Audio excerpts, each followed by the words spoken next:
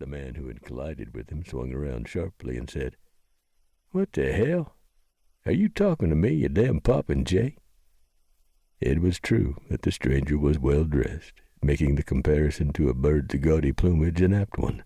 He wore a tight-legged brown tweed suit over a tweed vest, a white shirt, and a silk cravat. The tweed cap he wore came to a sharp point in front and sported a green feather in the band. Such dandies were seldom seen in Red Mike's. On the other hand, the man who had run into him was exactly the sort of customer usually found in the tavern. He was a riverman, dressed in canvas trousers, a homespun shirt, heavy work shoes, and a felt hat with a broad, floppy brim. The muscles of his arms, chest, and shoulders stretched the shirt's fabric. His face was scarred and craggy with plenty of souvenirs from bare-knuckle brawls in the past. Two men of the same type stood behind him, grinning as if they knew what was about to happen. Preacher had a pretty good idea his own self. The foreign stranger said, "I'd merely request that you pay a bit more attention to where you're going, my friend. You almost knocked me down. If I'd had a drink in my hand, I almost certainly would have spilled it." The riverman poked a long, blunt finger against the stranger's chest with enough force to make him take a step back.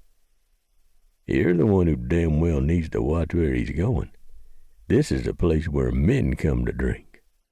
"I assure you, sir, I am indeed a man."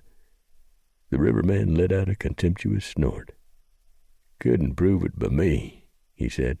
"Dressed so fancy and looking so purty, I think you're really a gal." The stranger's jaw tightened. "I'll thank you not to impugn my masculinity, sir." The riverman poked him in the chest again and said, "I'll impugn whatever the hell I want to."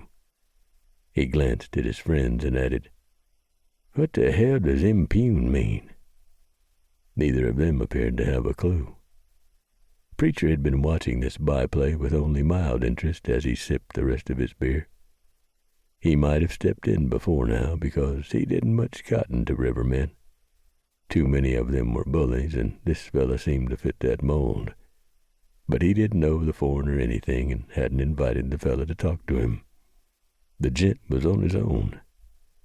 Although Preacher did sort of have to admire the way he was standing up to a varmint who was half a head taller and probably 60 pounds heavier.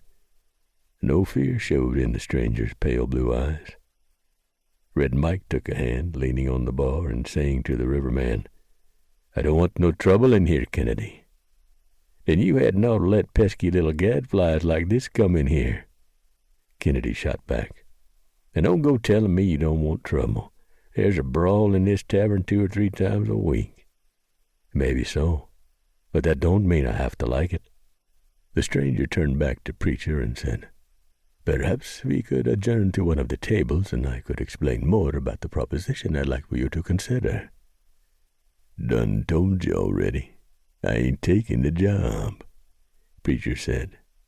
With a scowl twisting his face, Kennedy clamped a hand on the stranger's shoulder and said, "Don't turn your back on me when I'm talking to you, you little—" Clearly he was about to add some obscenities that would have turned the air in the tavern blue, but he didn't get the chance to spew that venom. The stranger turned swiftly, said, "Take your hands off me, sir," and punched him in the nose. Chapter 2.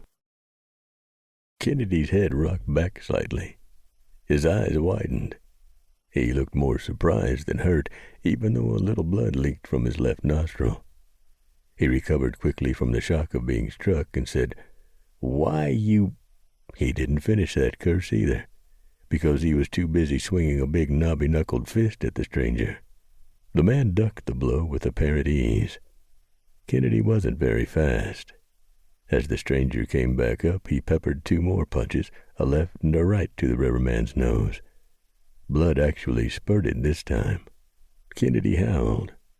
Whether from anger or pain, or both, Preacher couldn't tell. The riverman lunged at the stranger, evidently intending to grab him in a bear hug and crush him until his ribs cracked. The stranger twisted out of the way, snatched Kennedy's hat off his head, and whipped it across his face a couple of times. Being